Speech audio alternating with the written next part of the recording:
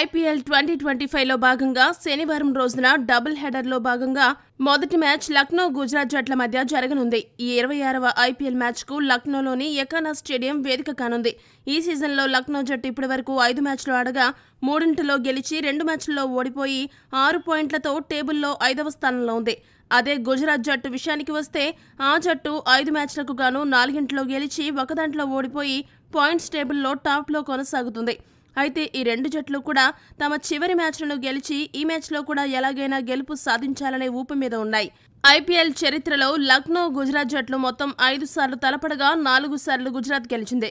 ఒక్కసారి మాత్రమే లక్నో గెలిచింది. దీనిని బట్టి లక్నోపై గుజరాత్కు ఎంత ఘనమైన ట్రాక్ రికార్డు ఉందో అర్థం చేసుకోవచ్చు. మరి ఇప్పుడు జరగబోయే ఈ మ్యాచ్లో ఏ జట్టు బలంగా ఉంది, ఏమైనా మార్పులు చోటు చేసుకుంటాయా, ఎవరు గెలిచే అవకాశం ఉంది అనే విషయాన్ని ఇప్పుడు మనం చూద్దాం. ప్రస్తుతం ఉన్న పరిస్థితుల్లో 2 జట్ల తుది జట్లలో ఎటువంటి మార్పులు చోటు చేసుకునేలా కనపడడం లేదు. కాకపోతే ఇంపాక్ట్ ప్లేయర్స్ విషయంలో మాత్రం మ్యాచ్ పరిస్థితిని బట్టి గుజరాత్ జట్టు ఇంపాక్ట్ ప్లేయర్గా కేజ్రోలియా లేదా వాషింగ్టన్ సుందర్లలో ఒకరికి అవకాశం దొరుకుతుంది. ఈ ఇద్దరు అవకాశం దొరికిన మ్యాచ్లో ఇంపాక్ట్ చూపించారు. అదే లక్నో జట్టు విషయానికి వస్తే మ్యాచ్ పరిస్థితిని బట్టి ఫాస్ట్ బౌలర్ ప్రిన్స్ యాదవ్ జట్టులోకి వచ్చే అవకాశం ఉంది. ఈ 2 మార్పులు మినహా మిగతా జట్టంతా యథాతథంగా కొనసాగుతుంది.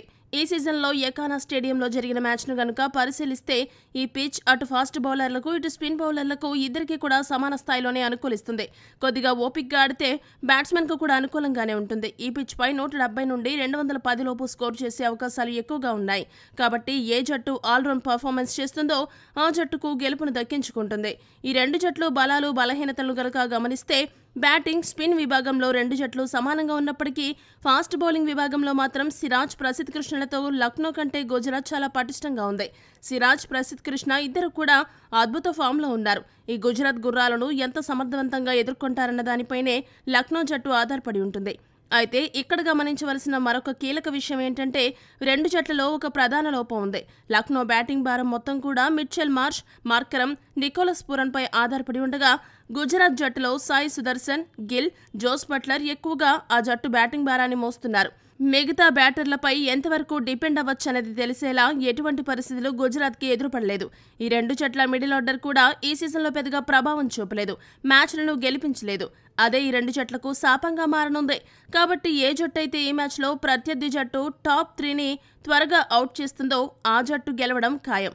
కాకపోతే లక్నో కంటే గుజరాత్ మిడిల్ ఆర్డర్ కొద్దిగా పటిష్టంగా ఉంది. ఇక ఈ సీజన్లో ఇప్పటివరకు ఏమాత్రం బ్యాటర్గా ప్రభావం చూపని రిషబ్ పంత్ ఈ మ్యాచ్లోనైనా సత్తా చాటుతాడేమో అని లక్నో అభిమానులు ఆశపడుతున్నారు. గతేడాది పంత్ ఢిల్లీ తరపున ఆడినప్పుడు గుజరాత్పై 88 పరుగులు చేసి అజేయంగా నిలవడమే కాదు, ఢిల్లీని గెలిపించాడు. కాబట్టి ఈరోజు పంత్ కంబ్యాక్ ఇన్నింగ్స్ చూసే అవకాశం ఉందనే చెప్పవచ్చు. అన్ని విషయాలను గనుక పరిగణలోకి తీసుకుంటే ఈ మ్యాచ్లో గుజరాత్ జట్టు గెలిచే అవకాశం 60% ఉండగా లక్నో జట్టు గెలిచే అవకాశం 40% కనబడుతుంది. మరి మీ దృష్టిలో ఈ మ్యాచ్లో ఏ జట్టు గెలుస్తుందని భావిస్తున్నారో కామెంట్ చేయండి. మరిన్ని అప్డేట్స్ కోసం మా ఛానల్ సబ్స్క్రైబ్ చేసుకోండి.